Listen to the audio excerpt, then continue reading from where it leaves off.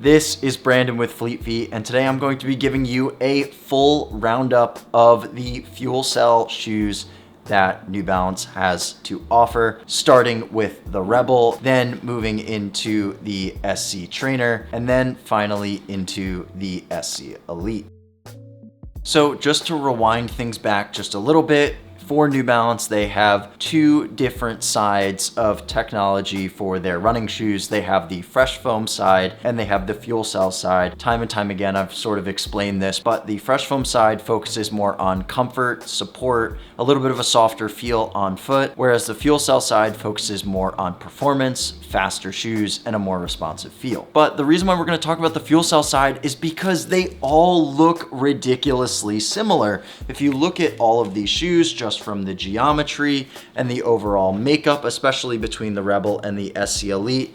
And you've got the trainer here, which looks pretty similar as well. You've got a lot of similar colors, look, and design, and it can be hard to really look at all of these shoes and really understand, okay, what is the differences? What are the similarities? So I'm gonna break them all down for you. Now, all of these shoes do have two things in common. The first one being that they all have a FantomFit upper, and the second one being that they all have FuelCell foam. Now, let's move on and talk about the Rebel V4. The New Balance Rebel V4 is a up-tempo daily trainer. And this shoe is gonna be great for just picking up the pace, and it's going to be a little bit faster than your typical daily trainer that might just have a standard EVA foam in it. Like I mentioned earlier, it does have that FantomFit upper, and it has an engineered upper here. It is extremely breathable, and across the board, the Fleet Feet team did enjoy this upper, but felt like it was just a little bit on the wider side, which is gonna be more accommodating toward a lot of different foot shapes.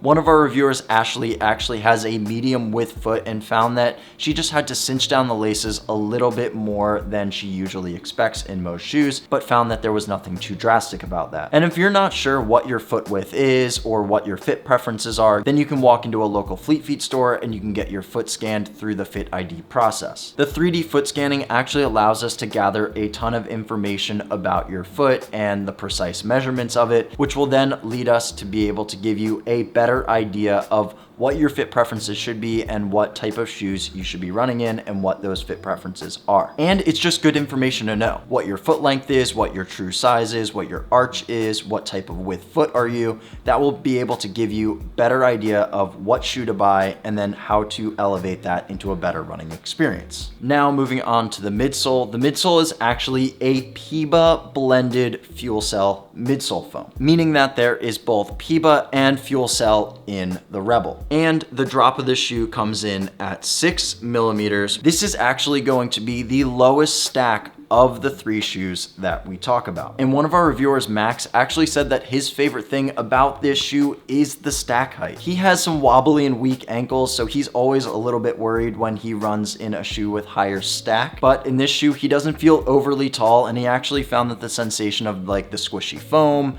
was just really nice on foot. He also found that it was much more propulsive than he was expecting. And I agree with Max, this shoe is very stable. It's got a nice wide base. It doesn't have that high of a stack, and it does feel much more propulsive than that of a traditional daily trainer. Now, speaking of stability, let's move on to the outsole. And the outsole here, you can see has a nice wide base and some traditional rubber coverage. I think that wide base is so important for just adding that stability between the wide base and the lower stack. You're going to have a very stable ride in this shoe. Now, moving on to the ride and performance. One of our viewers, Ashley, actually finds that the Rebel V4 actually propels her forward with each step. She found that this shoe was ideal for tempo runs and just really picking up the pace. And she found that even though this shoe doesn't have a carbon fiber plate in it, this is her favorite tempo day and speed day shoe right now without a carbon fiber plate. And the weight of this shoe comes in at 5.5 ounces or 155 grams for the women's model and 6.9 ounces or 195 grams for the men's model. And it is priced at $140, which is going to be the least expensive shoe out of the three shoes that we're talking about here.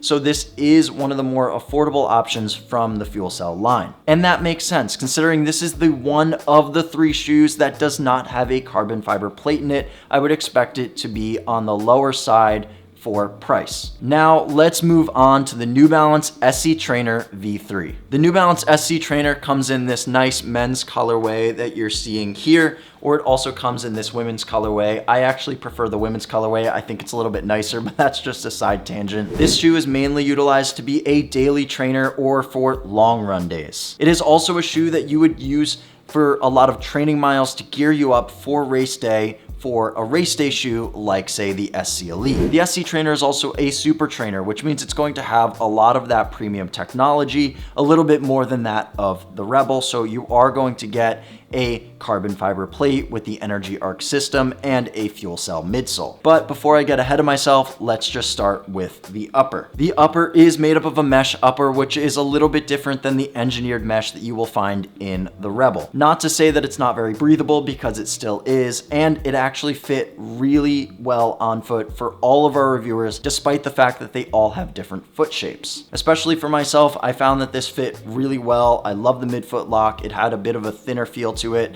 It had that race-like feel. So that was something I really enjoyed. The SC Trainer V3 definitely was a winner in my book from the upper. And now moving down to the midsole. The midsole is actually made up of a super critical blend of PIBA and fuel cell. So now you're going to get a little bit more enhanced foam and a little bit more enhanced technology than that of the Rebel, like I mentioned, with the carbon fiber plate and the Energy Arc system, which is going to help just really push you forward and roll through your stride. The drop of the shoe comes in at 6 millimeters with 40 millimeters in the heel and 34 in the toe. So it is going to be an increase in stack from the Rebel, but it is similar in stack to that of the SC Elite, which we'll talk about after this. Now let's move on to the outsole. The outsole is made up of traditional rubber coverage. It has a very wide base for great stability, and you can tell that there's actually this outsole channel here, which actually just cuts some of the weight out of the shoe. A lot of super trainers tend to be on the heavier side, so just adding some of those cutouts of the outsole channel here is just going to keep the weight down on the shoe. One of our reviewers, Travis, actually found that this shoe was very bouncy on foot, and the geometry of the midsole just really created a rocker motion for him, which he really loved. And he also found that while the carbon fiber plate isn't exactly meant to move faster, it's just to add a more rigid and stable feel, which is something he really enjoyed. And while he recognizes that this shoe is definitely fun, it's bouncy, and it is quite responsive, it's just not as aggressive as, say, a race day shoe on the market, and he actually preferred this for a lot of his training runs instead of for race day. Well, one of our reviewers, Caroline, actually disagreed. She actually found that the SC Trainer can compete with all of the other super trainers on the market, and she really did find that this is a shoe that you can use as a race day alternative if you're not someone who's trying to spend a little bit extra. Though she does recognize that this shoe is marketed for training specifically and then race day second. That's why she is saying it is an alternative. She also realizes that this shoe is an ounce heavier than a lot of other super trainers on the market, but is still lighter than the Hoka Cielo X1. Speaking of the weight, this shoe comes in at 7.3 ounces or 206 grams for the women's model, and 9.2 ounces or 260 grams for the men's model, which, like we mentioned, is about an ounce lighter than that of the Hoka Cielo X1, but still falls on the heavier side for super trainers. And the price of this shoe comes in at $180, which is more expensive than the Rebel, but less expensive than the next shoe we're going to talk about, which is the New Balance SC Elite V4. The New Balance SC Elite V4 is the premium race day shoe from New Balance right now, and it's mainly meant and designed for going fast and for really just capturing those PRs. Like in the Rebel, it has an engineered upper which is extremely breathable, and it does have that FantomFit like the SC Trainer and the Rebel. Overall, the Fleet Feet review team did find that the upper of the shoe was quite accommodating and was fitting true to size. So overall, we had no issues with the upper. Now I'm gonna let you guys in on a little bit of a secret. FuelCell is just a front-facing name for a foam, which means that some of these foams in the FuelCell line will have a few nuances to them. Well, where the Rebel, it's still called FuelCell, it's a different foam to that of the SC Elite, and the SC Trainer is a bit of a different foam than this one as well. We actually haven't seen a full 100% PIBA-backed foam yet, and this is the first one. So what you're getting in the SC Elite is going to be a full PIBA foam, full PIBA coverage of midsole foam. And it still has a carbon fiber plate and the Energy Arc system. The drop of this shoe is 4 millimeters with 40 millimeters in the heel and 36 in the toe. Now onto the outsole. The outsole of this shoe, similar to the SC Trainer and the Rebel, all have traditional rubber coverage, which you can see here. It also has a wide base and an outsole channel for the loss of weight. Let's move to the ride and performance. And the big news about the V4 is that it does switch from a foam from the V3 to V4, and it's the first time that it is getting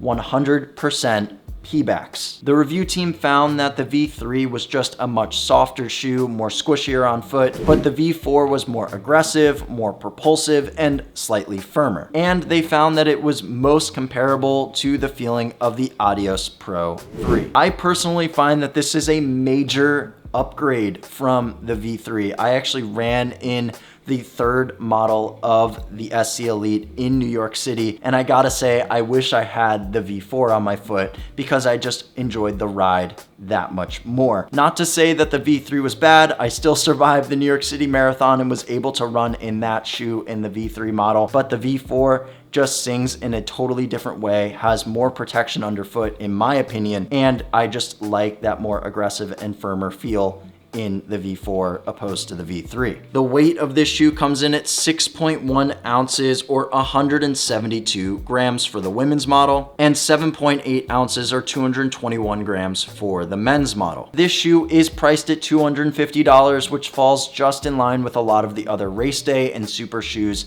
out there. The more expensive price mark makes sense. With the full P-backs midsole and the carbon fiber plate, it's just going to be a faster feeling ride than that of the SC Trainer V3 or the Rebel, and you're gonna get the best tech and the best technology and the best foams. So just to recap, the three shoes that we talked about are the Rebel V4, which is an up-tempo daily trainer, the SC Trainer, which is a super trainer and it's best for long runs, and the SC Elite, which is best for race day. If there are other shoes you would like us to review, make sure to leave those in the comments below. If you like this video, make sure to give it a like and follow us and subscribe to our channel for more videos. And if you're still wondering whether any of these shoes will fit for you, make sure to stop into your local Fleet Feet store, check out the Fit ID process, go through the outfitting experience, and have one of our expert outfitters help you select your next running shoe. Or you can check out all of these shoes online at fleetfeet.com. And if you still want to learn even more about these three shoes or other New Balance shoes in general, you can check them all out on the blog at fleetfeet.com,